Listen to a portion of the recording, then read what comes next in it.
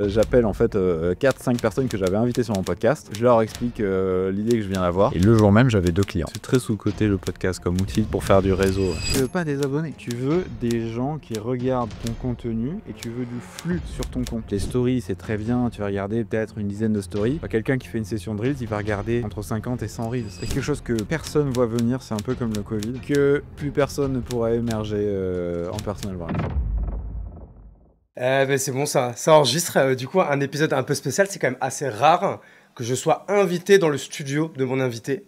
Parce que je pense qu'il y a beaucoup de gens qui vont reconnaître ce fond. Parce que du coup, on est chez l'agence personnelle, du coup, avec Clément, son CEO. Hein, c'est ça, t'es CEO toi, de l'agence?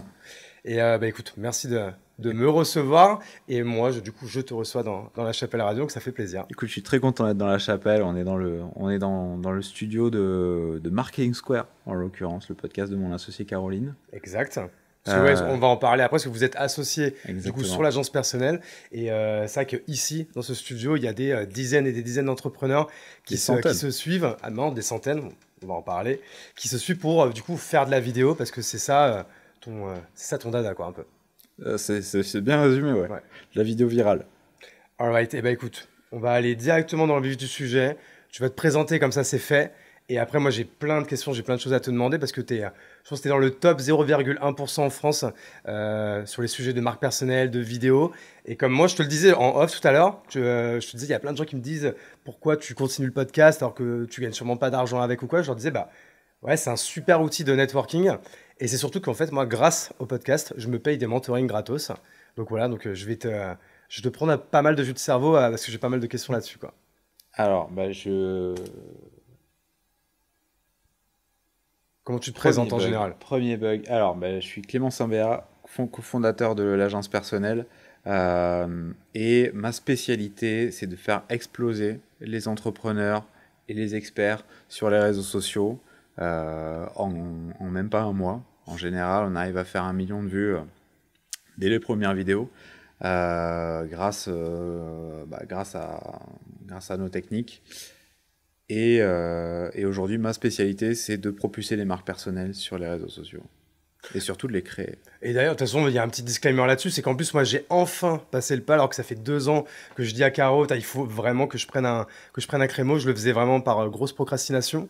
Et du coup, là, dès cet après-midi, je vais faire mes premières vidéos dans le studio. Donc, hâte aussi de faire tout ça. Un petit peu, j'avoue que j'ai un peu les jetons parce que toi, tu me dis que ça allait bien se passer ou quoi, mais vu qu'on va tourner, je sais pas combien, 10, 12, 15 vidéos. 20 en l'occurrence. Combien? 20. 20, ok, tu vois. J'ai un peu les jetons, mais on en parlera tout à l'heure. Moi, ce qui m'intéresse aussi, c'est de savoir un peu. On va vite fait rentrer un peu dans le vif du sujet, mais moi, ça m'intéresse de savoir, toi, d'où tu viens, comment tu es devenu entrepreneur, comment vous êtes rencontré avec Caro et Arnaud aussi, qui est votre troisième associé. Comment, en fait, vous en êtes venu à monter l'agence personnelle? Parce que je crois que c'est assez récent, ça fait quoi, 1 an ou 2? Ça fait 2 ans. Et moi, j'ai entendu dire que vous étiez même bientôt, genre déjà à 2 millions d'euros de chiffre d'affaires. Donc, c'est quand même assez impressionnant que j'ai envie de savoir comment vous avez fait, quoi. Alors, en fait, on a beaucoup plus en commun que tu ne le penses. Ah, vas-y, dis-moi. C'est drôle parce que j'ai commencé avec le podcast. Ok. En fait, j'ai commencé avec un podcast de marketing qui s'appelait l'Aftermarket. Ok. C'était le premier podcast vidéo de marketing où on s'assoit dans un canapé et on boit un verre de vin. Pas mal. Voilà.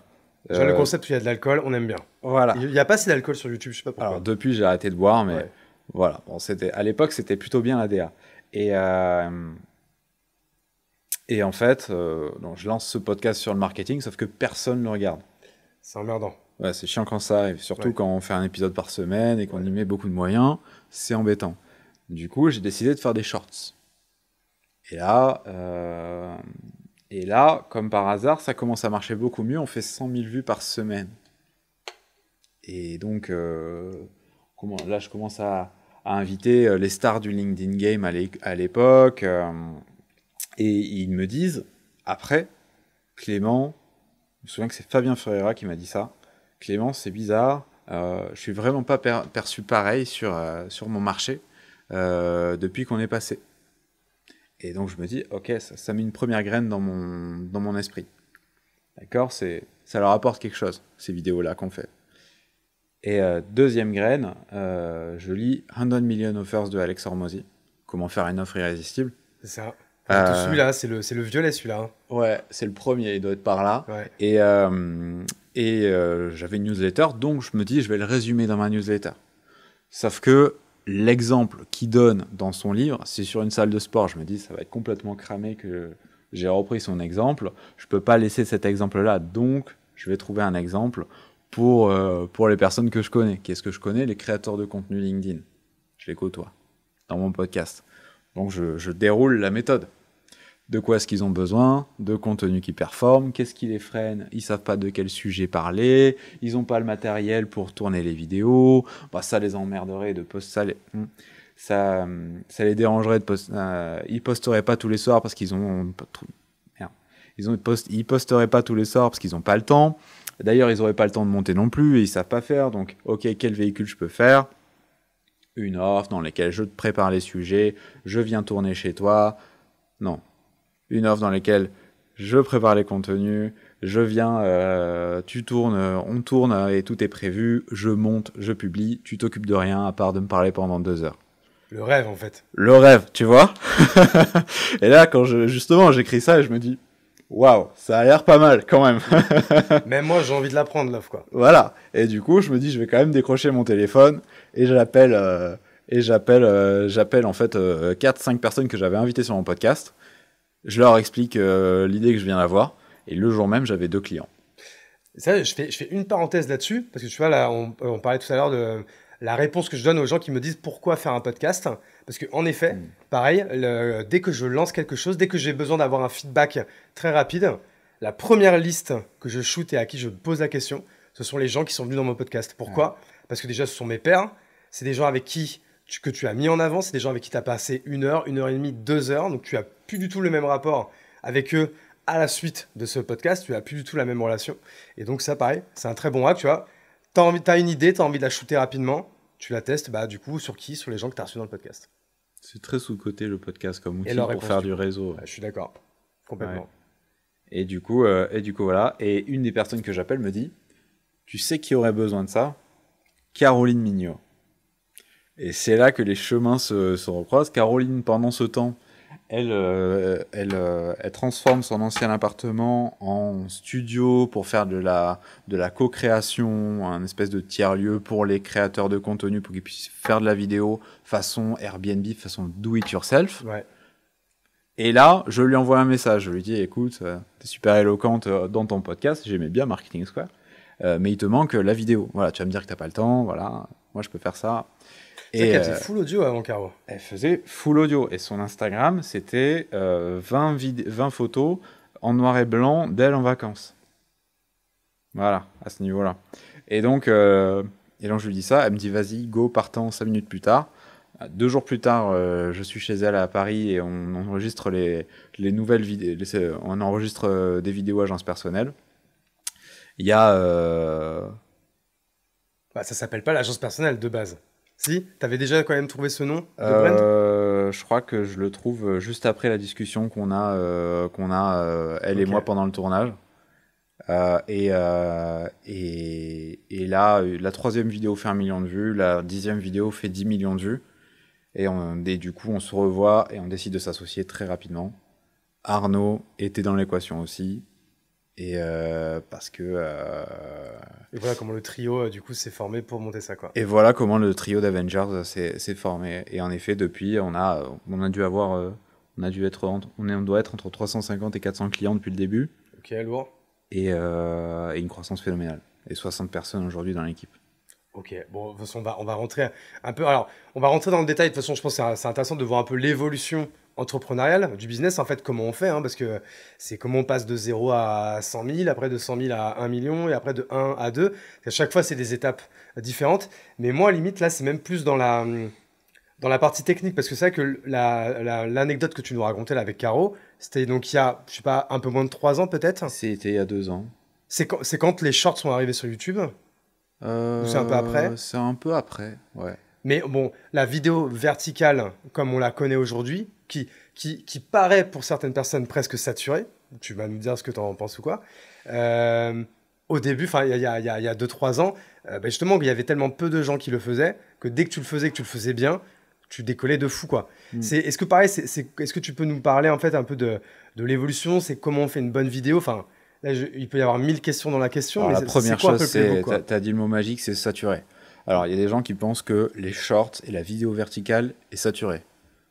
Verdict, Jamais de la vie. never ever. Voilà, ça sera jamais saturé parce que c'est le nouveau format d'attention des gens. À partir du moment où tu as lâché, à partir du moment où le format vertical court est arrivé, il a été adopté par toutes les plateformes. On voit que c'est ça qui fonctionne aujourd'hui. YouTube Shorts, il y a énormément de trafic qui passe par la vidéo verticale, même sur même sur une plateforme qui historiquement, c'est fou, hein. c'est de la vidéo longue. Ouais. Donc c'est là pour rester et on n'est qu'au début de ça. On n'a même pas idée à quel point on est au début de la vidéo Juste verticale. sur LinkedIn où ça a fait ça et puis c'est retombé. LinkedIn, c'est un cas spécial. En effet, on avait au moins une vidéo sur 3 qui faisait au moins 1 million de vues sur LinkedIn. Mais encore au début de l'année, hein. Moi, tu vois, je regardais, je faisais un article là sur les meilleurs posts de l'année, tu vois, que j'ai fait. Et je regardais, en fait, c'est encore mais des fois des vidéos, je vais pas dire claquées, mais qui sont normales, tu vois. Et genre, au début de l'année, je faisais du 800 000 vues sur un post avec une vidéo sur LinkedIn. Aujourd'hui, moi, c'est plus du tout le cas, hein.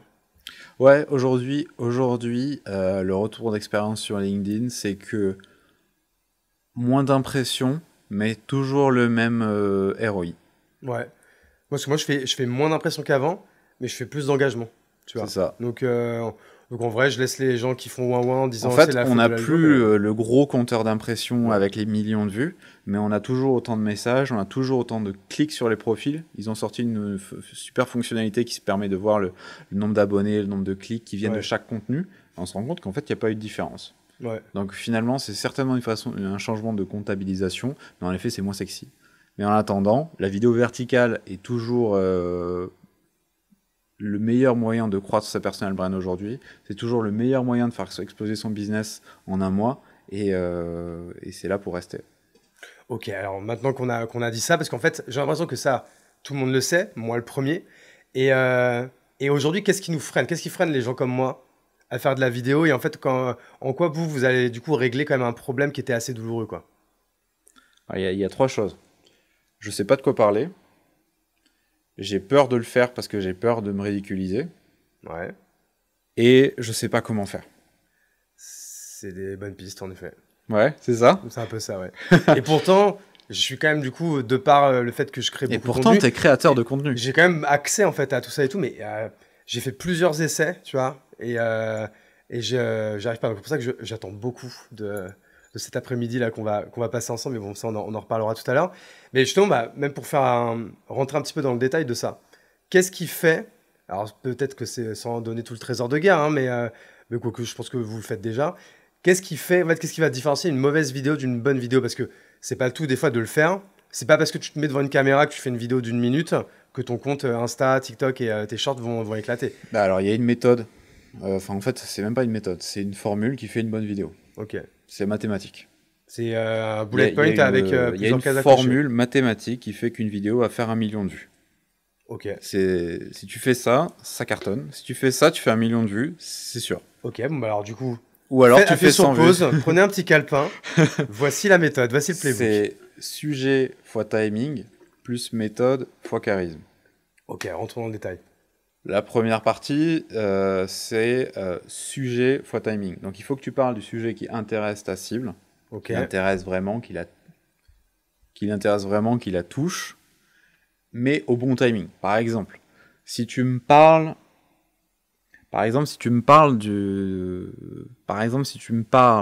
de comment cartonner tes sales à Noël, si tu m'en parles en février, ça va pas très bien marcher. Par contre, si tu me donnes le même tips, qui est toujours génial, hein, mais que tu me le donnes en fin novembre, alors là, ça va beaucoup mieux marcher. C'est un foie. Ok, donc ça c'est la partie timing, ça. Ouais, ça peut jouer contre comme avec. Mais le plus important, c'est voilà, le sujet. Donc il faut que tu aies un bon sujet au bon moment. On y reviendra. Et plus, la deuxième partie, c'est méthode fois charisme. C'est-à-dire qu'il faut que tu aies une bonne accroche, que derrière ton corps de vidéo soit bon, qu'on en sorte quelque chose. Donc bref, c'est la méthode. fois ton charisme. Évidemment, si tu parles tout doucement, si tu n'as aucun charisme, si tu as une intonation, si on a l'impression que tu lis un script, si on voit que c'est pas toi, si tu le vis pas, je lisais un prompteur, ça se voyait grave. c'est impossible, personne n'a envie de voir ça. Ouais, c'est vrai. Voilà. Donc, en fait, c'est le charisme. C'est à quel point tu arrives à être intéressant au-delà des mots. À quel point est-ce que tu arrives à être magnétique. Ouais. Et ça, pareil. Tu peux avoir une super méthode. Si tu as un charisme qui est absolument pas au niveau, eh ben, ça va jouer contre toi et ta méthode x0, quoi. Donc ça fait 0. J'ai encore plus peur pour ça après, mais bon, ouais, écoute, Mais du coup, il y a du coaching là-dessus. Ah, il y a des petits hacks. J'espère que tu vas me coacher du coup là-dessus. Et après, donc quand même sur la partie méthode, donc en fait qui est un peu la partie du coup plus opérationnelle. Bah déjà en fait, donc tu l'as dit, la première chose c'est le hook. Alors il y a quelque chose de plus important parce que il y a quelque chose. Pour ça que j'ai mis dans cet ordre-là, c'est parce que le plus important c'est le sujet. Le meilleur exemple de ça, c'est que je peux te faire la meilleure vidéo sur un sujet qui t'intéresse absolument pas. Je peux avoir la meilleure méthode, la meilleure accroche, le meilleur déroulé, vraiment aucun blanc, aucune phrase qui sert à rien. À la fin de la journée, tu t'en fous. Donc tu vas pas vraiment m'écouter. Parce que si je te parlais du championnat du monde de pêche de 1997, voilà. Voilà, il y a peut-être une super accroche, mais en fait, bon, ça me touche pas tant que ça. Ouais. Voilà. Par contre, si je te parle du sujet qui t'intéresse en ce moment, sur lequel tu n'arrives pas à trouver d'infos parce que c'est hyper confidentiel, même si je t'en parle que tu m'entends à moitié, qu'il y a un mot sur deux, parce que tu veux absolument avoir cette info, tu vas m'écouter. Ouais, c'est vrai. Donc le sujet est plus important que la méthode. S'il y a un truc sur lequel il faut vraiment arriver à mettre tout son effort, c'est le sujet. Et c'est pour ça qu'on a fait le call préparatoire. Je me rappelle. Et tu vois, ce qu'on a fait là, c'est trouver tous les sujets qui vont être intéressants pour notre cible et dans la stratégie. Et en fait, c'est ça, c'est que toi, après, donc, du coup, tu vas me filmer, en fait, tu vas être derrière la caméra, et en fait, tu vas essayer de transformer ça plutôt comme une discussion, en fait, pour que je sois justement pas en train de lire un prompteur et en train de réciter un texte.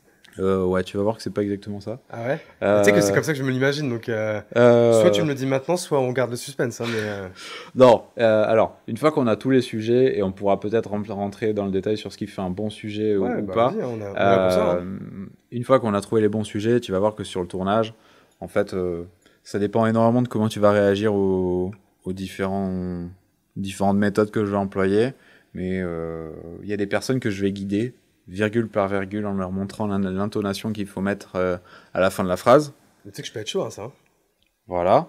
Parce qu'ils sont très coachables. Et donc je peux avoir énormément de précision. Et donc je vais aller chercher énormément de précision en leur dictant les phrases virgule par virgule. Mais il y a des personnes qui sont incapables de répéter quelque chose. Et du coup, ces personnes-là, je vais plutôt essayer d'aller leur donner l'impression qu'on est en train de discuter et qu'on tourne pas.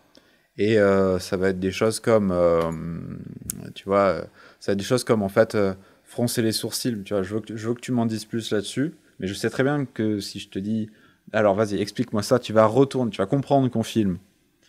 Et du coup, tu vas retourner en mode pas naturel et ça va pas être bien. Ouais. Donc je vais juste froncer les sourcils. Et là, tu te dis, bah il comprend pas. Non, mais tu comprends, Clément, parce que si jamais tu mets ton argent dans un livret A, mais c'est n'importe quoi. Voilà. Et donc ça va être. T'as des coachs finance qui viennent ici. Ouais. Par exemple, Caro, elle, c'est ça que souvent quand je vois ses vidéos, et en effet, c'est top. Bon, après, en plus, elle a une super bonne intonation. Tu vois, moi, c'est un peu le problème. Tu vois, je mange vachement mes mots, etc. Bon, bref. En fait, des fois, on sait, au début, tu vois, que je regardais les premières vidéos que vous aviez fait avec l'agence personnelle pour elle. Je savais, des fois j'avais l'impression qu'elle lisait, alors qu'en fait elle m'avait dit mais non, je lis pas du tout. C'est juste que quand même j'ai un texte qui est quand même un poil scripté, et ce qui est normal en fait. Tu scriptes un peu ton texte quand même quand tu fais des vidéos, non? Caro, il y a deux types de contenus. Il y a les vidéos agences personnelles et puis plus les formats qui sont extraits de Marketing Square et qui sont produits côté prod Marketing Square.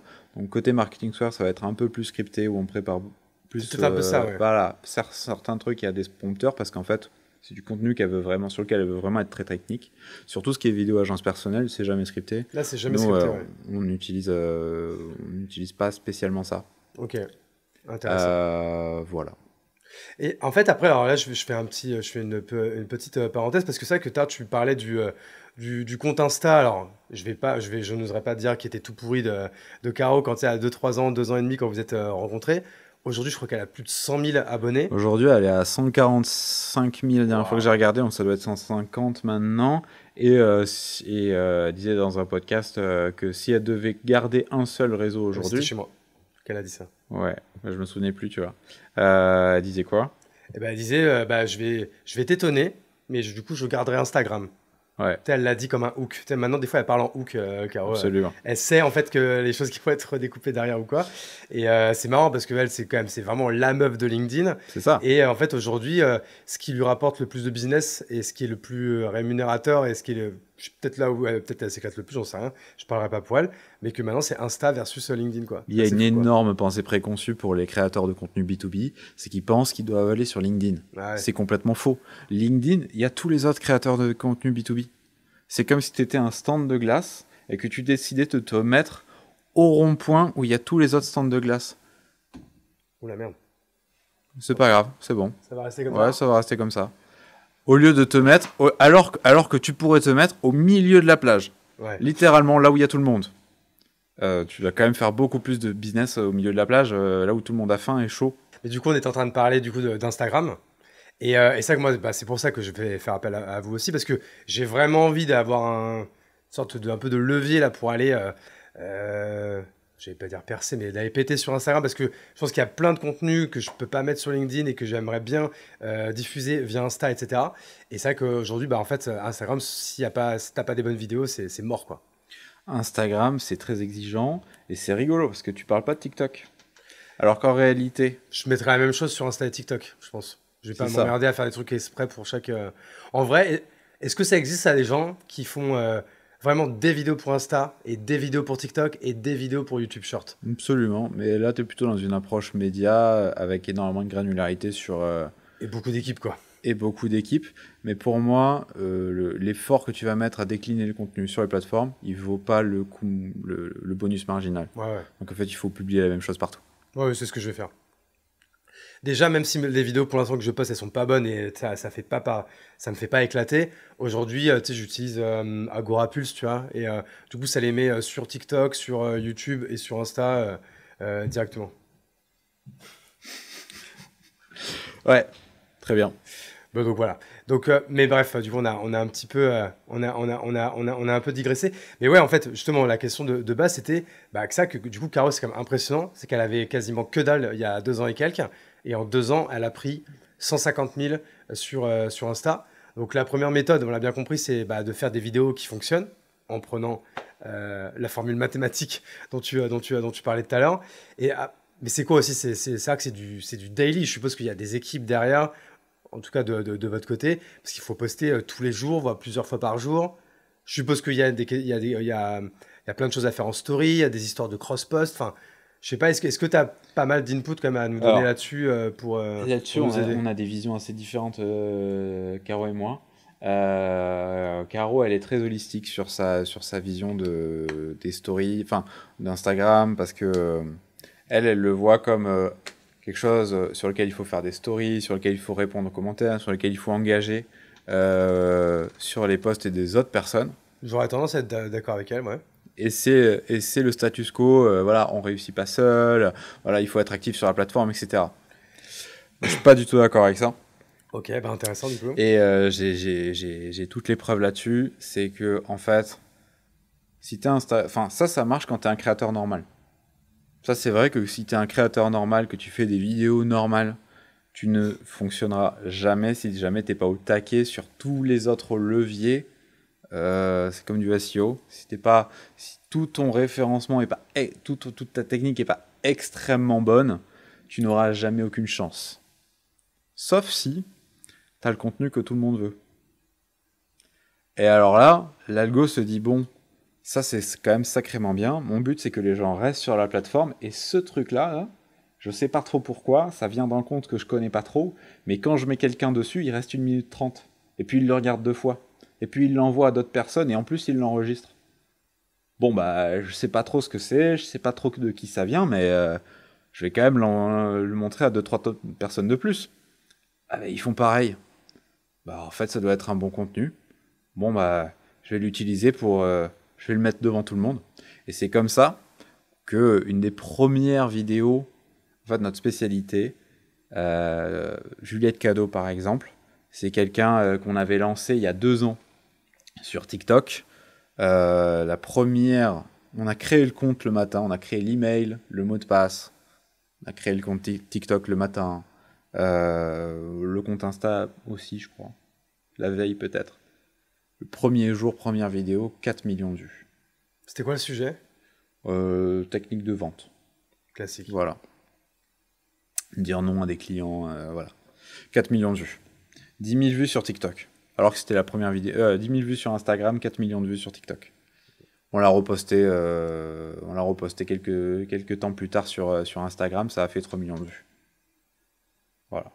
Et donc, là, le compte, c'était concrètement un RS6 noir qui franchit la frontière, c'est-à-dire que c'est hyper suspect, quoi. Un compte qui vient de se créer, qui a à peine une photo de profil, et qui a tout au rouge au niveau de l'optimisation. Mais donc, du coup, c'est quoi ton explication de ça? Bah, c'est que, en fait, quand tu as un bon contenu, la plateforme le pousse. C'est Ok. que si tu as un contenu qui fait ce que la plateforme veut, c'est-à-dire garder les gens sur la plateforme, et en plus faire du partage parce que les gens l'envoient aux autres, etc. Si tu as du contenu exceptionnel, la plateforme va le pousser. Pourquoi elle le ferait pas? Ok. Donc, en fait, oui, tu dois t'aider des autres et tu dois. Le mieux, c'est de faire le combo des deux, en fait, peut-être. Bah, en fait, moi, j'ai plein de clients qui, en réalité, savent à peine utiliser Instagram et certains n'ont même pas l'application sur leur téléphone parce C'est que, vous qui faites tout pour eux, voilà, ils ont une CM qui se connecte tous les jours. Énorme red flag. Ils ont une CM qui se connecte, c'est publié via Metricool, parfois sur certains, Ouais. et pourtant, ils font 8 millions de vues sur le dernier mois. Ouais. Et ça, j'en ai plein. Tu vois, c'est les gens qui l'utilisent pas, Instagram. Ok. Et pourtant, ils font des stats incroyables. Ouais, ok, mais écoute, ça. Donc oui, ça aide, Oui. mais c'est... En fait, si tu mettais cet effort-là, tout cet effort-là, sur faire du meilleur contenu, t'aurais des résultats 10 à 100 fois plus puissants. En fait, donc, du coup, ce que tu dis, c'est quand même, enfin, c'est que le gros truc, c'est de faire un bon contenu. Mais bon, ça a l'air du coup assez évident. Mais en fait, c'est ça, en fait, qui est compliqué. Qui, vous, bah, je suppose, quand tu as fait des milliers de vidéos, tu commences un peu à avoir déjà un peu de data, il y a un peu des réflexes, en fait. De toute façon, quand tu deviens expert de quelque chose, forcément. Mais parce que c'est ça, en fait, que les gens, ils vont se poser comme question. Eh oui. C'est comment faire un bon contenu. Comment savoir que c'est un bon sujet. Parce que ça, tu vois, une fois que tu as le sujet, comprendre que en fait il faut une bonne accroche, il faut un bon montage, il faut une bonne musique, il faut une bonne lumière. Bon, ça c'est assez objectif, on le comprend. Mais par contre, qu'est-ce qu'un bon sujet? Ça quand même, tu peux presque pas faire plus subjectif que ça, non? Alors, j'étais parfaitement d'accord avec toi. Et maintenant plus du tout. Jusqu'à maintenant, plus du tout, parce que j'ai vraiment rationalisé le truc. En fait, au début, ce que je te disais sur le podcast, c'est qu'en fait, moi, j'ai développé une oreille. C'est-à-dire que je posais des questions, je clippais les réponses, le lendemain, je voyais si ça avait pris ou pas. Ouais. Et donc, au bout d'un moment, quand tu me parles, je sais si ça a marché ou pas. J'ai pas besoin de le poster. J'ai déjà, voilà. Et c'est ça qui a fait le succès de l'agence personnelle. C'est qu'en fait, quand tu me parles, je me dis, ça sonne pas bien, et je te le fais répéter de la façon où je me dis, ça sonne bien, ça, je sais que ça va marcher. Ok. Et on publie directement la version qui va marcher. Ça marche mieux. T'as compris les règles, quoi. Et du coup, on s'est dit, bon, ok, comment est-ce qu'on va déléguer ça? Comment est-ce qu'on va arriver à le rentrer dans des IA qui arrivent à avoir le même chemin de pensée que moi? Et moi, j'ai toujours dit, moi au début, je disais, ouais, mais ça va être très compliqué parce que moi, vraiment, c'est un instinct.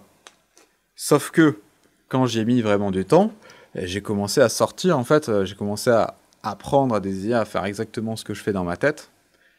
Et là, j'ai trouvé, en fait, les facteurs que je vais chercher dans ma tête et qui font que quand tu me parles d'un sujet, je te dis, ah oui, on va le faire sur ça. Et en fait, il y en a 4 principaux. Le premier facteur d'un sujet, et ça c'est vraiment le plus important, s'il y a quelque chose sur lequel tu dois progresser, c'est d'abord de trouver les bons sujets. Donc ces facteurs-là, ils sont vraiment extrêmement importants. Le premier facteur de viralité, c'est celui qui est au-dessus de tous les autres. C'est l'exclusivité. Si tu me parles de quelque chose et que tu arrives à me faire sentir que tu me parles de quelque chose qu'on a essayé de me cacher, que tu me parles de quelque chose auquel normalement j'aurais pas accès, ça va cartonner. Meilleur exemple de ça, en ads. Ça a pas mal tourné récemment. Il y a des ads qui sont faits en IA avec des filles qui disent je m'occupais du grooming des modèles Victoria's Secret et voilà tous les produits qu'on utilisait pour qu'elles soient comme ci, comme ça, comme ça. Qu'est-ce que tu utilises là? Tu utilises l'exclusivité. Parce que tu te dis que vu que c'est elle qui s'occupait de l'entretien des modèles Victoria's Secret, elles ont forcément des secrets d'industrie. Et donc forcément, c'est des secrets et donc il y a de l'exclusivité. Ouais, Tu vas pas retrouver ce conseil ailleurs. Je capte. Voilà. C'est pareil. C'est pour ça que aussi les mots secret, complot, tu vois, ça marche très très bien aussi. Ah oui. Si on arrive à te dire, en fait, il y a un complot qui fait que tu vas dépenser beaucoup plus sur Instagram que sur une autre plateforme. En fait, ça marche beaucoup mieux que si je te dis bon voilà les 5 techniques qu'utilise Instagram pour augmenter son revenu, tu vois. Non, je vois ce que tu veux dire. Okay. Donc la première Donc, chose, c'est un peu le biais d'exclusivité, quoi. c'est ça. Dans une certaine manière, c'est de l'autorité, mais en réalité, c'est plus proche de l'exclusivité. Ok. La deuxième chose, évidemment, c'est la valeur. C'est, en fait, est-ce que ton sujet va m'amener quelque chose? Tu vois, tu peux me parler de n'importe quoi. Le truc de pêche, ça va pas m'intéresser. Par contre, maintenant, toi, en tant que spécialiste de l'influence B2B, si tu me dis, bah en fait, tu as une audience, et cette audience-là, elle peut te ramener 10 000 € par mois en seulement 5 heures de travail, si tu arrives à être suffisamment crédible comme ça, là, tu fais ton attention, tu as mon attention, parce qu'en fait, tu me dis que tu me parles de quelque chose qui va m'être utile. Il y a de la valeur là-dedans. C'est un sujet qui a de la valeur et qui est actionnable pour moi. D'ailleurs, je sais pas si on l'avait noté, du coup, elle est bien là, cette vidéo, faut qu'on la fasse là. Ouais. Un peu mieux tourné, parce que ça fait un peu C'est ça, pub, voilà, là c'est un sujet, ouais. Ouais. Mais on l'a grosso modo dans la dernière partie. Voilà. Alors attends. Le troisième facteur, et ça je pense que tu le sais, c'est la polarisation. Ça veut dire quoi? Polarisation, c'est quand tu En fait, je vais te dire, moi, j'adore les pizzas à l'ananas. Et je ne commande jamais autre chose dans une pizzeria que la Hawaïenne. Que la Hawaïenne, voilà. Et s'il n'y a pas de pizza à l'ananas, d'abord je le demande, je dis, vous pouvez pas le faire, en général ça leur fait péter un plomb, et puis je pars. Là, en fait, t'as tous les Italiens. Puis c'est très polarisant parce que pour le coup, voilà. On n'a jamais compris pourquoi cette pizza était au menu. Parce que est-ce que tu as déjà vu quelqu'un prendre la Hawaïenne? Non. Et fun fact, alors non, désolé, je retire ce que je dis, c'est pas fun parce que il y a un fondateur, un créateur de cette pizza hawaïenne, et malheureusement, il nous a quittés il y a 2 ans. Voilà, c'était la petite anecdote du jour, parce qu'il y a vraiment quelqu'un qui a inventé cette pizza, qui s'est dit, tiens, je vais mettre de l'ananas sur ma pizza. Et du coup, il y a personne qui a essayé de ruiner son enterrement. Anecdote sur la pizza hawaïenne, tu vois. Génial. Ouais. Et voilà. Donc en fait, c'est comme casser des spaghettis devant un Italien. Tu sais, il sait pas pourquoi, mais ça le crispe un peu partout, et il est obligé de dire quelque chose. Tu vois, il peut pas. Tu veux faire exactement pareil. Ok. Tu vois, c'est exactement pareil sur LinkedIn, où tu sais très bien que ce qui va marquer. Tu vois, par exemple, Grégoire Gambato, à un moment donné, était extrêmement vers la fin de son prime sur LinkedIn. Ouais. Il avait parfaitement compris ça, et il disait des choses que lui-même ne pensait pas vraiment, mais il rentrait dans le stéréotype qu'on attendait de lui. Et il énervait les gens. Il avait vraiment compris ce qu'il faisait engager, quoi. Voilà.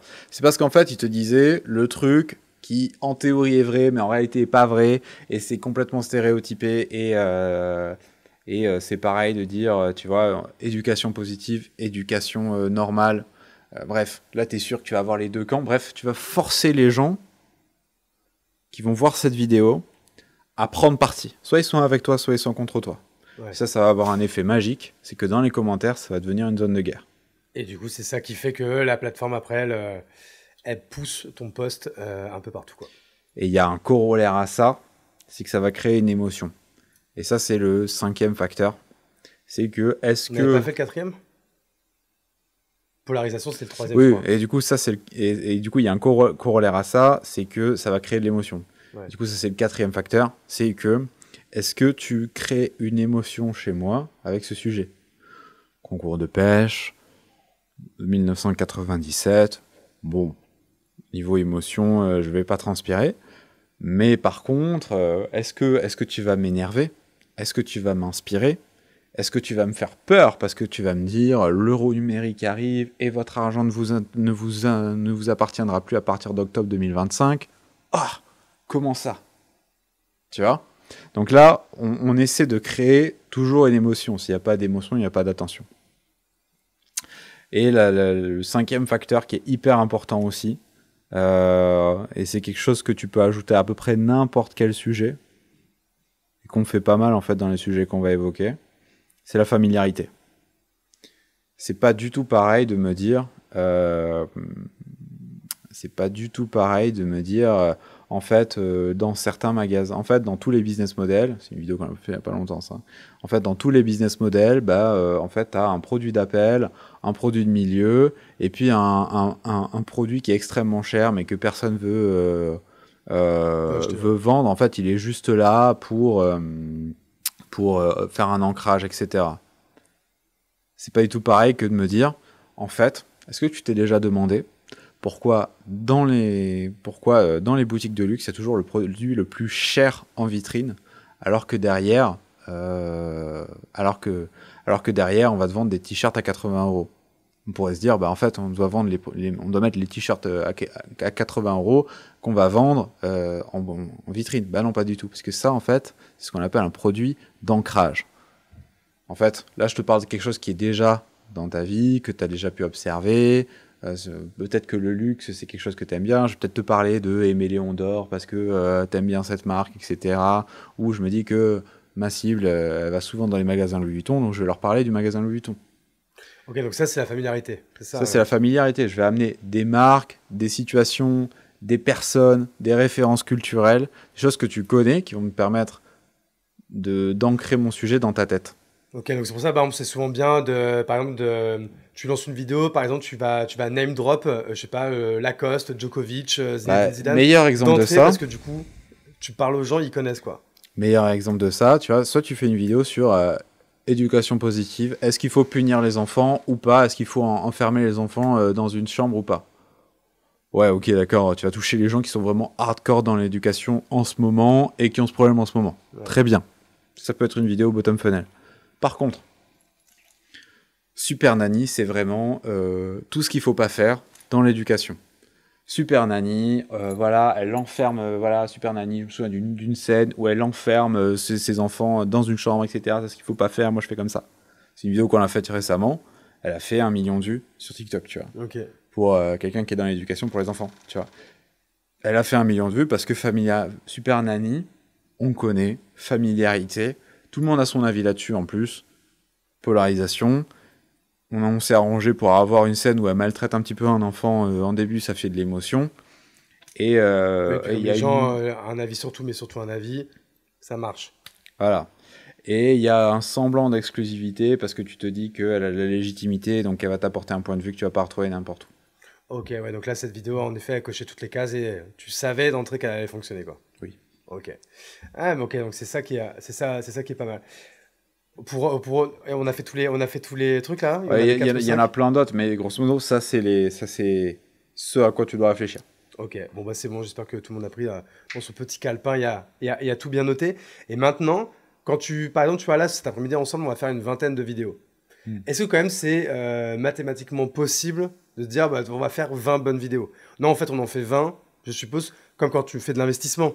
Pour dire, sur les 20, j'en ai 5 qui, j'espère, vont vraiment marcher. Il y en a peut-être 5 qui vont pas marcher. Et il y en aura 10 ventre mou bien, ventre mou normal, ventre mou un peu moins bien. Est-ce que, en fait, quand même, quand on réfléchit vidéo, il faut réfléchir en matière de stock et pas se branler sur chaque vidéo pour parler vulgairement? En fait, c'est une bonne façon d'y réfléchir. Je pense qu'en fait, il faut pas non plus... En fait, tu veux pas que toutes tes vidéos fassent 1 million de vues. Parce que... C'est pas possible, de toute façon, en fait. Alors, si, c'est possible. Mais surtout, tu as envie de vidéos où tu vas aller parler de tes différences à toi de façon un peu plus frontale pour les gens qui te suivent vraiment. En fait, tu veux aller chercher visibilité, qualification, transformation. Tu vois, tu auras une vidéo qui va faire beaucoup de visibilité. Typiquement, c'est les 50%. On peut prendre ton exemple. On parle d'influence B2B. On a 50% de nos vidéos qui vont parler de collaboration d'influence descriptée. On va parler de Timothée Chalamet et de Cartier. Ça n'a rien à voir avec LinkedIn et l'influence B2B. Mais il y a la familiarité. Mais il y a la fermée, voilà, Kendall Jenner, Kylie Jenner, Timothée Chalamet, c'est des stars, tout le monde les connaît. Ouais. Cartier, tout le monde les connaît. C'est à peu près dans notre sujet quand même. On peut tirer la couverture vers l'influence B2B. Donc c'est parfait. Les stars de TikTok qui font de l'influence aussi, c'est parfait. On va pouvoir faire des vidéos là-dessus, récupérer cette visibilité-là. Mais on veut pas non plus que ce soit 100% de notre stratégie. Donc c'est pour ça qu'on a des vidéos qui sont beaucoup plus basses dans le funnel c'est pour ça qu'on a des vidéos qui sont beaucoup plus basses dans l'entonnoir de conversion, où on a des vidéos qui sont, alors, quel budget il faut envisager pour faire une campagne d'influence B2B? Ouais. Est-ce qu'il faut aller chercher des influenceurs grands, petits? Là, on est dans du bas de funnel direct, quoi. Voilà. Et on a un petit peu on a finalement le milieu aussi. Je dirais que 50% de ton contenu ne devrait pas avoir un rapport direct avec ce que tu fais. Bien sûr. Ça doit aller chercher de la visibilité. Et il y a un mécanisme que les gens connaissent pas sur Instagram et dans la création de contenu. Tu parles en hook. C'est ça un bon début de vidéo, ce que tu viens de dire là. Bien sûr. Ouais. Tu crois quoi? Non, il y a un mécanisme que les gens connaissent pas du tout sur Instagram. Ça marche sur TikTok aussi, et ça te fait gagner des clients alors que tu parles pas de ton contenu, alors que tu parles jamais de ton expertise. Et c'est pour ça. Et c'est pour ça que tu vas me dire, beaucoup de gens me disent non mais Caroline, on comprend pas, elle fait du contenu sur tout et n'importe quoi. Oui, mais ça marche parce qu'en fait, elle fait une vidéo sur un jour de pluie à Paris, y a un cycliste qui s'est vautré devant moi et j'ai pas su comment réagir. C'est vraiment fou les gens à Paris. Et là, tu vois, tu te dis ah ouais. Tu regardes comme ça. Tu regardes jusqu'au bout. Tu fais ah d'accord, ok. Tu scrolles. Là, Instagram se dit ok. Il a regardé en entier une vidéo de Caroline. C'est qu'il doit bien aimer Caroline. Mais attends. Ah, il aime bien le marketing aussi. Mais Caroline a fait des vidéos sur le marketing. Tiens, attends. Caroline marketing, attends. Dans 2 vidéos, je te mets une vidéo de Caroline sur le marketing. Ouais. Tu swipes. Oh, une vidéo de Caroline qui parle de marketing maintenant. Et voilà. C'est comme ça qu'on a transformé. Quelqu'un Vélib, quoi. Okay. Voilà. C'est comme ça qu'on a transformé quelqu'un qui ne te connaissait pas en quelqu'un qui regarde tes contenus de conversion via une vidéo qui allait toucher un peu tout le monde, mais qui n'avait pas de rapport avec ton expertise. C'est comme ça qu'on fait. Et alors, est-ce que du coup, tu vois, là, en fait, moi, je comprends le fait de faire grossir un compte avec de la vidéo. Mais en fait, alors, moi, c'est peut-être parce que moi, c'est pas un réflexe que j'ai trop. Mais toi, par exemple, comment tu réagis là-dessus? Toi, par exemple, au bout de combien de vidéos de Caroline, tu te serais dit, je vais appuyer sur suivre? Tu vois, c'est vrai que moi, je vais suivre très peu de comptes comme ça. Je sais pas, en fait, comment les gens, en fait, ils sont convaincus, en fait. Alors, en fait, ça, c'était une bonne question il y a 2 ans. Ouais. Mais ça l'est plus du tout. Aujourd'hui, il y a combien de personnes que tu suis sur Instagram? Non, pardon, justement. Il y a combien de personnes dont tu regardes les vidéos très régulièrement sur les réseaux sociaux, mais auxquelles tu n'es pas abonné? J'ai envie de te dire pratiquement aucun, en fait, parce que il faut s'abonner, non? Alors, si tu avais une utilisation très intensive d'Instagram, comme la plupart des gens... Ouais, je suis pas... Moi, je regarde surtout les stories de ceux que je suis, en fait, aujourd'hui, la majorité, c'est pour ça qu'Instagram met énormément en avant les spotlights, et TikTok, c'est vraiment la quintessence de ça. J'ai un compte TikTok, en fait, aujourd'hui, j'ai 5000 abonnés, mais moi, je regarde pas. Aujourd'hui, les algos vont plus chercher, même dans ton feed pour les gens que tu suis, il y a des gens qu'on te suggère. Tu vois? Et donc, en fait, moi, il y a plein de gens que je suis que je n'ai pas follow. C'est juste que Instagram sait très bien que j'aime bien ce genre de contenu. Ouais. Il a vu que j'ai regardé plusieurs fois en entier les vidéos de cette personne et maintenant, il me montre les vidéos de cette personne. Non, mais c'est vrai que tu as raison. J'ai beaucoup ça et ça, du coup, moi, j'ai beaucoup de contenu de cinéma, de padel et de foot, en fait. C'est un peu les 3 sujets, il a vu que j'aimais bien. Et tu sais, c'est les fameux sujets quand tu vas sur Insta, quand tu veux écrire un message, tu sais, où tu as une espèce de de mosaïque avec plein de vidéos. Ce qui fait que bah, tu te retrouves à regarder des vidéos alors que de base, tu voulais juste aller envoyer enfin, Exactement. rechercher quelqu'un. Et du coup, les abonnés aujourd'hui, c'est vraiment une très mauvaise métrique. C'est un truc qu'il faut pas regarder. Ok. Ton but, c'est de faire des vues. Il faut Ton but, regarder c'est les de vues, en l'attention. fait, ouais. Tu veux pas des abonnés. Tu veux des gens qui regardent ton contenu et tu veux du flux sur ton compte. Tu veux pas des abonnés. Tu veux des gens qui se disent « Ah, Hugo, il existe. Ah, Hugo, il existe, ok, toujours. Ah, il est intéressant, Hugo. Au fait, il fait quoi, Hugo? Ah, tiens, influence B2B. Ah, tiens, je vais cliquer sur le lien. Tu veux qu'il se passe ça. Qu'entre les deux, il y ait « Tiens, je vais le suivre. » C'est pas important parce que de toute façon, il reviendra sur ton profil parce qu'il reverra tes vidéos. C'est ça que en fait, ce que tu veux dire, c'est qu'aujourd'hui, les gens, dans leur consommation d'Insta, ils sont beaucoup plus sur les Reels et plus trop sur les stories de leurs proches, etc. Ou Bah, si, quasiment quand même. plus. Les stories, ça marche moins du coup? Combien de temps tu peux passer au total à regarder les stories? Ouais, j'avoue, bah, moi, c'est ça. En fait, ouais, je regarde 5-10 minutes max. 5-10 minutes. La session moyenne sur Instagram d'un Reels, c'est entre 45 minutes et 2 heures. Ouais, mais moi, je reste jamais 45 minutes là-dessus. Non, t'es lobotomisé, quoi. Voilà. Donc, en fait, les stories, c'est très bien. Tu vas regarder peut-être une dizaine de stories. Quelqu'un qui fait une session de Reels, il va regarder entre 50 et 100 Reels. Ah ouais, putain.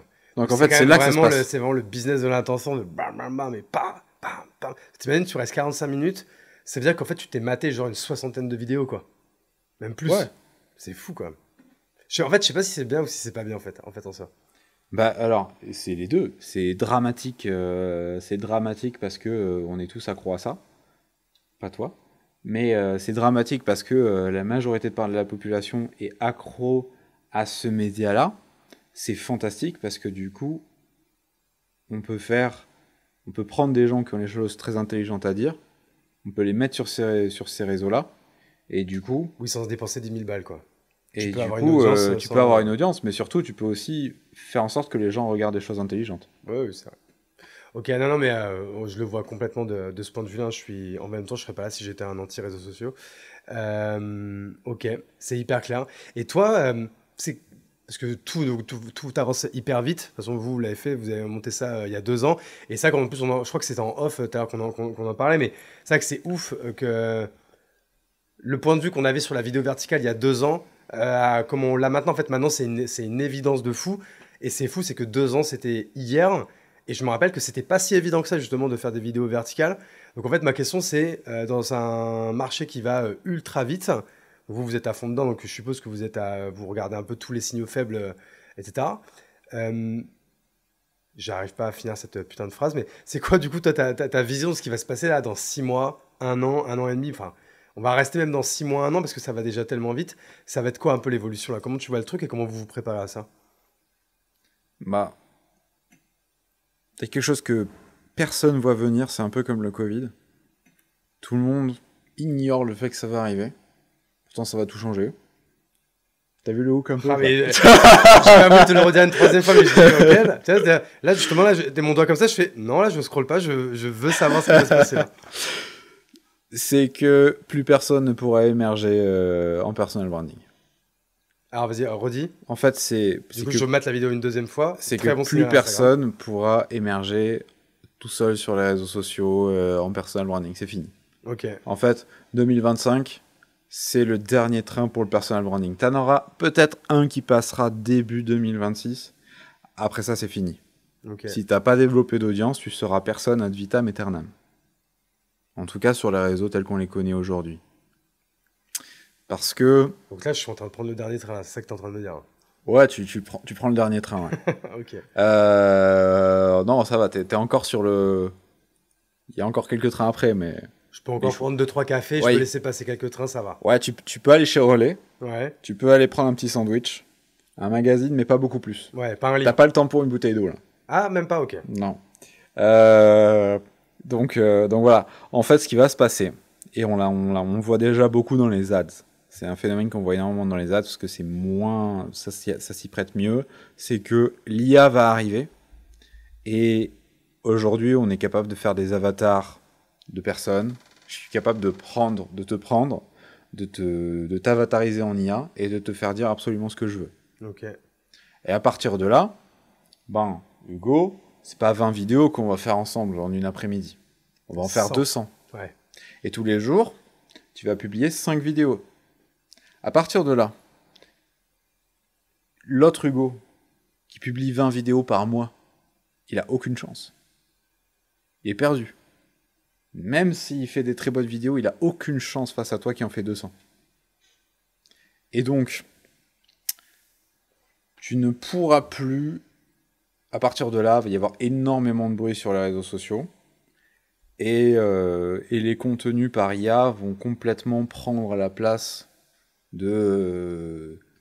et les contenus faits par l'IA vont devenir ce que tu consommes en fait. Alors tu vas me dire évidemment, oui, mais est-ce qu'on n'aura pas envie de suivre des vrais humains, etc.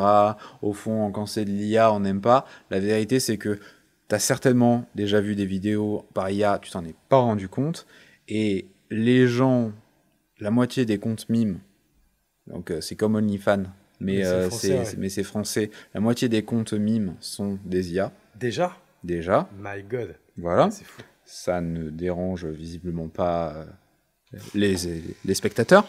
Et tu as déjà des vidéos qui sont faites par IA, tu sais, chaque pays comme un animal, ou chaque pays comme... Enfin bref, c'est des vidéos qui sont extrêmement populaires, qui font 50 millions de vues. Donc en fait, les gens s'en fichent que ce soit de l'IA ou pas, pour peu que ce soit du bon contenu. Ouais, ou tu sais, le truc là, enfin, moi, c'est un compte là, il me passionne.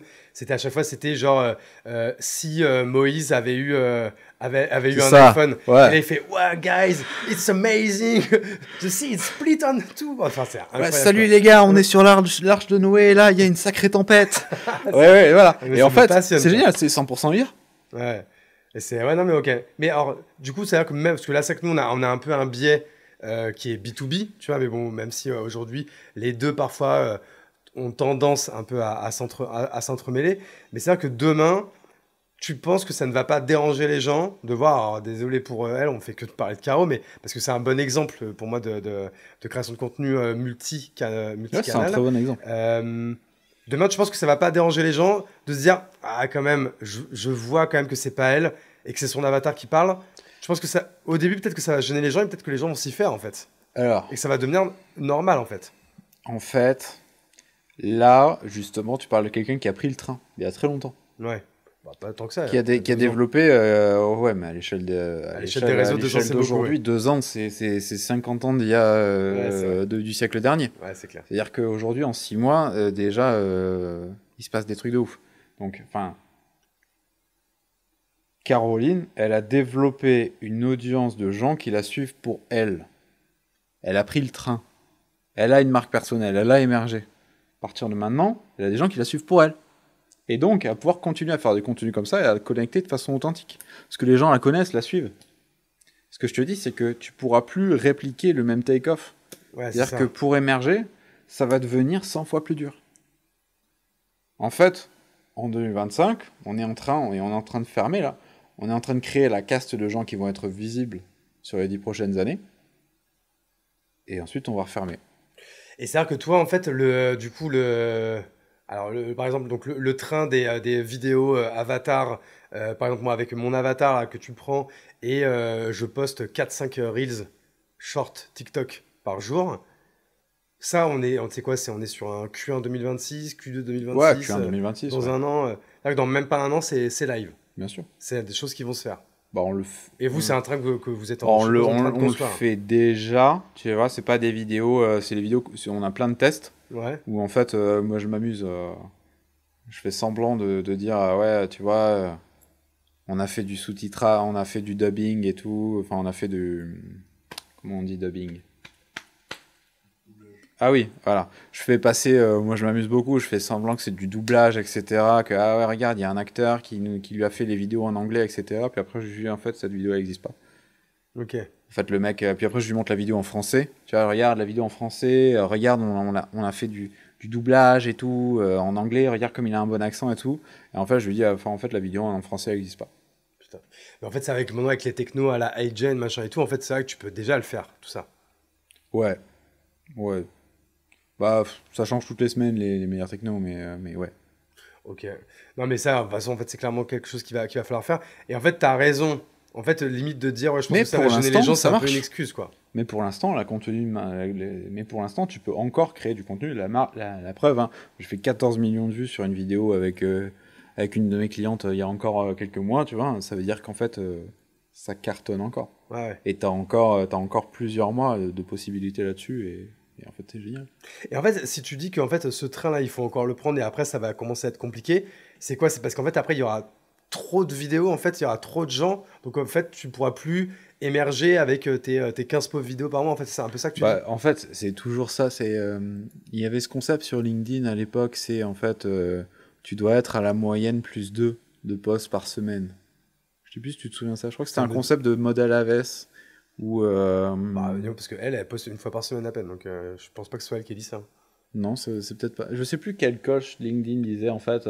Voilà, en fait, tu dois être à ce que postent les gens en moyenne par semaine, plus 100 ou plus 2. Ouais. Bah, en fait, ça va devenir impossible. C'est pareil sur Insta. En réalité, si tu veux avoir un edge, soit tu fais des meilleures vidéos, soit tu en fais plus. Et ben, en fait, en faire plus, ça va être très compliqué. Et faire des meilleures vidéos, ça va être aussi très compliqué.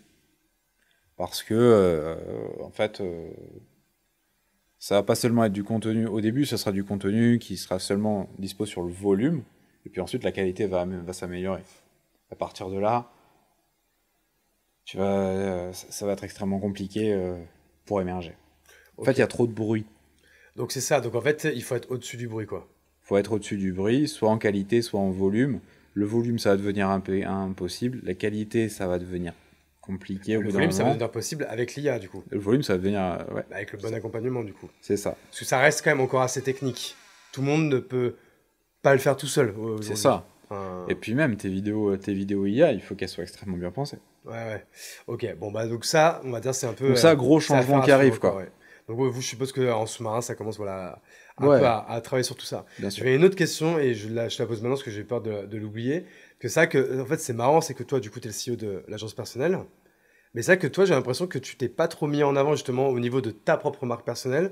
Enfin, je te vois de plus en plus là. Mais en fait, il y a 2 ans, quand vous avez monté ça, c'était un peu Caro qui était un peu votre tête de gondole. Aujourd'hui, du coup, c'est quelque chose que tu vas beaucoup plus prendre en main. Ouais. En mode, est-ce que tu vas commencer à être le cordonnier le mieux chaussé du coup de la bande, quoi. Bah, je vais prendre le dernier train. Ouais. Parce que c'est ça. Ah, Je vais prendre le dernier bien. train, mais en fait, il y a plusieurs raisons à ça. Le premier, c'est que Caro fait un super job pour représenter l'agence, qui permet que, en fait, on n'a jamais fait de prospection, par exemple. Grâce à cette puissance-là, on commence un tout petit peu pour avoir un revenu plus prédictible et pour sécuriser, mais on n'a jamais eu besoin. Donc en réalité, ça n'a jamais été une nécessité. Et en plus, tu vas le voir cet après-midi, moi j'ai la puissance de ma technique, c'est dans prendre ce que tu me dis, le repackager et arriver à en faire une version meilleure. J'ai hâte. Et du coup, pour moi, c'est compliqué parce que j'ai du mal à avoir un regard extérieur sur moi. C'est quand je vois la vidéo à la fin que je me dis mais non, il fallait pas parler de ça, faut parler de ça comme ça, etc. Et du coup, j'avais du mal à me l'appliquer sur moi-même. Ça va mieux maintenant. Mais du coup, c'était pas forcément un choix, c'était plutôt que on n'en avait pas forcément besoin et que en plus, la technique marche pas sur moi. Non, mais c'est marrant ça du coup. Ouais, mais en même temps, c'est logique. Parce que tu vois, moi, du coup, moi, c'est souvent un argument que je donne. C'est que moi, quand je parle en fait avec mes clients, je dis, bah, en fait, moi, je suis peut-être la meilleure personne en France pour vendre de l'influence B2B parce que je suis sûrement déjà peut-être le mec sur LinkedIn qui fait le plus de collaborations. Ouais. Donc, il y a en fait, mais pourquoi je le fais? Bah, déjà parce que c'est rémunéré, ça fait toujours plaisir. Et puis parce qu'en fait, ça me permet de tester énormément de choses et de voir ce qui marche et ce qui marche pas. Ouais. Et je pense que si tu vois, ce que mes 2-3 concurrents que j'ai, qui sont eux, pas trop des créateurs de contenu et encore moins des influenceurs, bah, des fois je me demande en fait comment ils font pour le vendre, alors qu'en fait ils ont pas les codes, tu vois, du truc quoi. Bah t'as raison. Et du coup, ma façon de répondre à ça, c'est que tous les mois, je sors 700 contenus sur 4 plateformes chacun, avec 3 variations chacun. Du coup... Ah, mais du coup, tu pourrais te l'appliquer à toi-même. Ouais, absolument. En fait, ce que je vends, c'est le fait que je vais arriver à faire des contenus pour toi et que va y avoir des résultats de ouf. Et du coup, C'est ça, c'est que du coup, toi, en fait, tu as tous les exemples. ton argument, en fait, c'est de dire, oui, on n'en avait pas besoin. Parce qu'en fait, c'est ça. C'est Que, ça, à quoi ça sert aussi d'avoir une marque personnelle? C'est de un, bah, c'est un asset qui te suivra c'est ça. toute ta vie si tu l'entretiens. Et puis de deux, bah, en effet, c'est que c'est grâce à sa marque personnelle qu'on peut plus et mieux vendre, en fait, quoi. Absolument. Et du coup, c'est quelque chose que j'aurais dû faire. Ça aurait été plus smart. Mais en même temps, on a eu une hyper croissance de malade tout le long. On a dû avoir 1 ou 2 mois seulement où on n'avait pas le feu partout et voilà.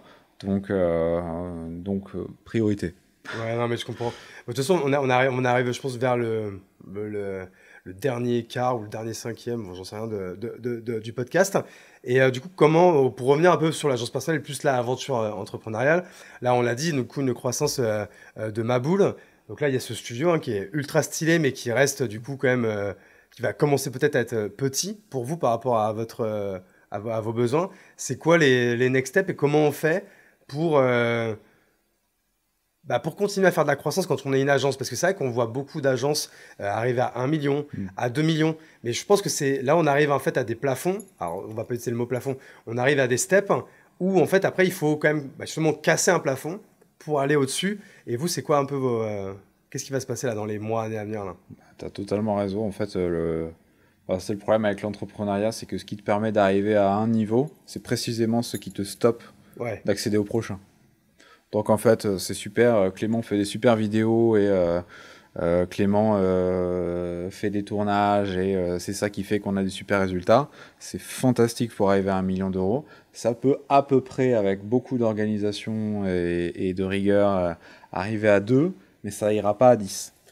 2, c'est souvent un plafond quand on est une Ouais, agence et que j'allais pas dire on le fait avec sa bite à son couteau parce que vous, il y a quand même beaucoup de gens derrière. Mais bon, comme c'est énormément aussi de free, d'agences ou quoi, comme tu le dis, moi, ça, je le mets dans la case organisation, en fait. Tu vois. bah, on a réussi à Et arriver process. jusque-là parce qu'on avait on a extrêmement processisé, on a une culture vraiment système et donc en fait, c'est incroyable l'organisation qu'on a en place derrière. Ouais.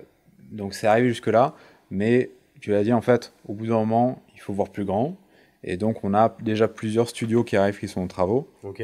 donc 400 mètres carrés au total de studios, enfin de bureaux, Pas très loin d'ici, là, du coup? 500 mètres. Ah, parfait. Et voilà, et donc d'autres personnes qui vont prendre mon rôle, on va transformer la façon dont on crée la viralité. Aujourd'hui, c'est beaucoup pendant le tournage. Demain, ce sera plutôt en amont, Ok. avec beaucoup plus de préparation. Et en fait, cette magie qui aujourd'hui il y a dans le tournage, on va s'assurer qu'elle ait lieu en amont et que le jour du tournage, on est juste à l'exécuter. Et ça c'est quand même ultra compliqué. Est-ce que tu vois, alors, je vais être hyper honnête. Moi, en fait, j'étais confiant et c'est pour ça que j'ai pris le truc en sachant que ça allait être avec toi. Demain, vous êtes 2 fois, 3 fois, 4 fois plus grand. Du coup, le tournage, il se fait pas avec toi. Comment, en fait, tu arrives en fait, à industrialiser en fait, cette méthode, mais qui a un petit peu du gut feeling, en fait, quoi. Comment on arrive à...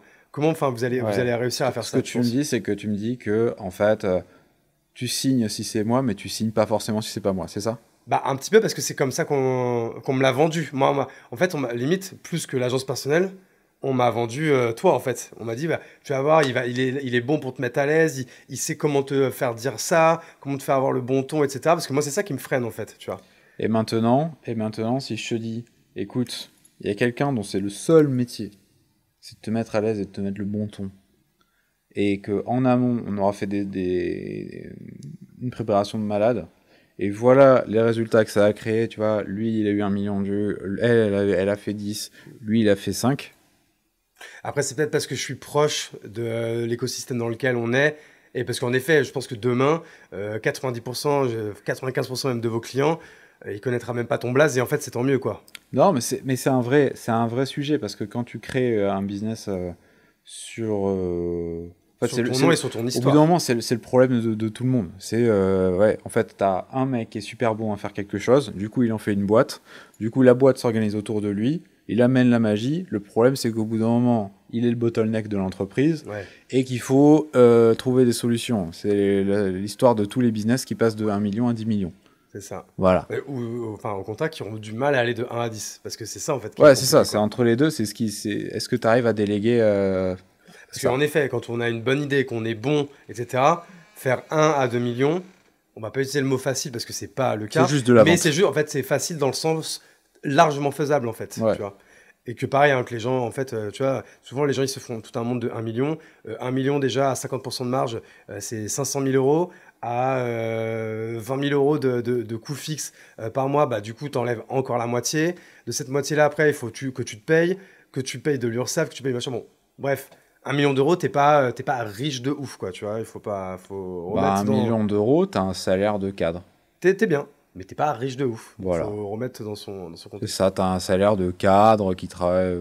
Ouais, voilà. Ouais, non, mais voilà. Non, mais j'aime bien des fois remettre un petit peu l'église un peu au milieu du village. Euh, Peut-être une ou deux dernières questions là-dessus. Donc, du coup, il y a ces nouveaux locaux qui arrivent. Donc, on Nouveau a locaux. compris qu'il allait avoir 2026, ça allait être une année quand même charnière puisque c'est l'année post-dernier train. Ouais, c'est ça, post-dernier train. Donc là, je suppose qu'il va y avoir, enfin, ça va évoluer de ouf au niveau de la vidéo. Il va y avoir Mm. beaucoup de choses avec l'IA, etc. Et qu'est-ce qu'on, de quoi en fait, quelles sont peut-être les questions que tu aurais aimé que je te pose et que je t'ai pas posées? Et quels sont les sujets peut-être qui sont importants pour toi en ce moment, etc. Et desquels peut-être qu'on n'a pas abordé. Euh... Quelles sont les questions que... Si on a parlé de tout, on peut le dire, il n'y a pas de problème, hein. Ouais. Sinon, tu le rajouteras au Non, montage en IA, tu vois.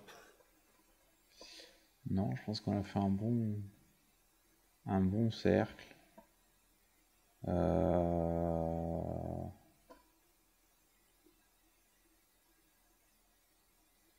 Alors, exemple, on peut parler d'une success story. De qui?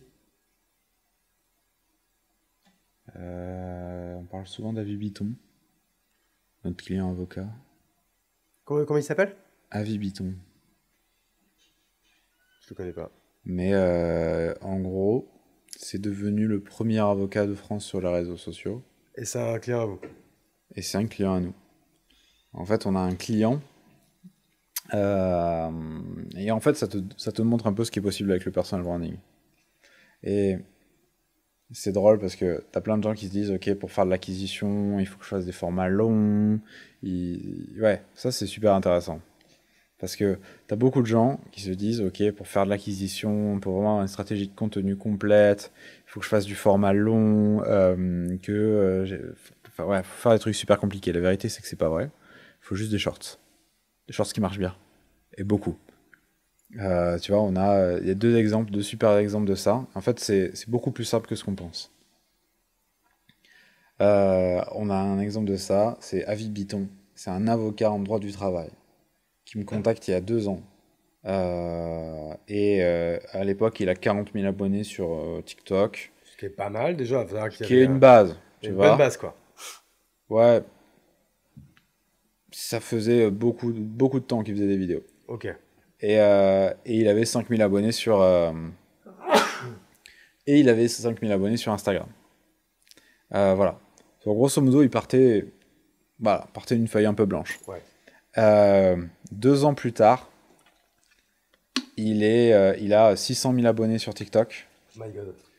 200 000 abonnés sur Instagram. En tout, il a 1,5 million de followers. Punaise. C'est devenu le premier avocat sur Instagram en France. Il est reconnu partout. C'est-à-dire que même quand il sort de chez lui, en jogging et en casquette, on le reconnaît à la voix. Et son business a fait x4. Ok. C'est-à-dire que en fait, son problème, on ne devrait peut-être pas dire, mais son problème, c'est où est-ce qu'il met les nouvelles personnes dans ses bureaux. Au point où il les met dans des recoins, tu vois. Et il est en train de se faire construire des super nouveaux bureaux pour, euh, pour assumer la croissance, tu vois. Ok. Et des success stories comme ça, j'en ai plein. Tu vois, Ségolène Sergent, c'est pareil. Elle travaille, elle a une agence de voyage. Elle nous contacte, on commence à faire les vidéos et dès le début, tu vois, son business explose. Elle a réussi quasiment à doubler son panier moyen alors qu'elle est sur du voyage de luxe. Et ses plus gros deals ever, 2 fois de suite, elle les a eu grâce à TikTok. Ok, donc c'est incroyable. C'est vrai que c'est marrant parce que tu vois, là, bah, en fait, coup sur coup, là, sur deux podcasts de Matt Stéphanie, Génération Do It Yourself, là, je sais pas si t'as écouté cet été celui qu'il a fait avec Thibaut InShape, qui, pareil, lui, en fait, t'es devenu le premier YouTuber France Ouais, avec une stratégie 100% short qu'il fait lui-même, où en fait, aujourd'hui, son travail, c'est de tourner 5 shorts par jour, tu mm, vois. Donc, en effet, tu pourrais dire, bah, en fait, on pourrait dire, bah, c'est vrai que en fait, c'est pas compliqué. Il le fait à l'iPhone avec je sais pas, pareil, il dit je mets une light, mais en fait, c'est juste histoire de dire. C'est juste, en fait, il faut trouver les bonnes idées, les écrire, les tourner. Je fais un montage de 5 minutes parce que le mieux est l'ennemi du bien et le mec, il fait que ça. Et là, l'autre exemple que j'ai, là, je l'ai écouté ce matin dans le train. Bah, du coup, j'ai eu le temps d'écouter jusqu'au bout parce que mon train a eu du retard. Il avait, je sais plus lequel, des frères Kretz de, tu sais, la famille de l'agence ouais, immobilière là, qui est sur Netflix et TMC. Et il disait que eux, maintenant, 50% de leurs ventes immobilières, ils les faisaient grâce à Instagram et bien TikTok, sûr. quoi. C'est fou, Mais quoi. en fait, les Alors gens, qu'on est dans le luxe, pareil. non, mais on n'arrive pas à comprendre à quel point c'est simple. Et surtout les gens qui sont dans le luxe. Et surtout les gens qui sont dans le B2B, etc. Ils te disent, mais oui, mais en fait, moi c'est de la vente complexe.